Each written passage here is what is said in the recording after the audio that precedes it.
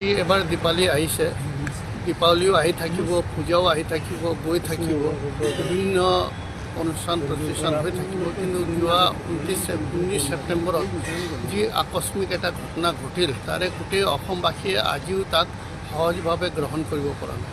জুবিন গাৰ্গৰ মৃত্যুৱে আমাক চবকে জোকাৰি গৈছে আৰু বিশেষকৈ তেওঁ এই যে আকস্মিক মৃত্যুটো আমি ভাবিবই পৰা নাই যে এইটো কি ঘটনা ঘটিল। তেওঁ পৰিয়ালো ভাবিব পৰা নাই যে কি ঘটনা ঘটিল, কেলে ঘটিল, কিহৰ কাৰণে ঘটিল। তাৰ এটা ন্যায়িক তদন্ত হ'ব লাগে আৰু ক্ষিপ্ৰভাৱে হ'ব লাগে। সেইটো চিন্তা কৰি আমি কিছুমান পদক্ষেপ লৈছোঁ। আমি ভাবিছোঁ যে দীপাৱলীটো বৰ সুন্দৰকৈ কিনা খুব পটকা চটকা ফুটাব নালাগে, বেছি লাইটিং কৰিব নালাগে, খালি মাটিৰ চাকিৰ পোহৰত এই উৎসৱটো পালন কৰিব লাগে, ফুটাব নালাগে।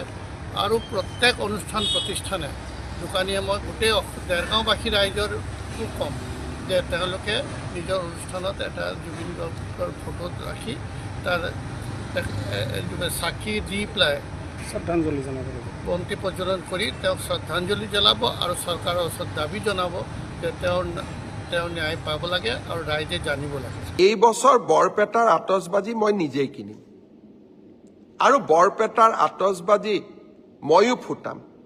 কিয়? কাৰণ বৰপেটাৰ শিল্পটোক আমি জীয়াই ৰাখিব লাগিব। বাকী আন ফটকাৰ লগত মোৰ সম্বন্ধ নাই, কিন্তু দীপাৱলীও আমি পালন কৰিম, বিনম্ৰতাৰে পালন কৰিম, সংযমেৰে সৈতে পালন কৰিম আৰু জুবিনক বুকুত লৈ আমি দীপাৱলী পালন কৰিম।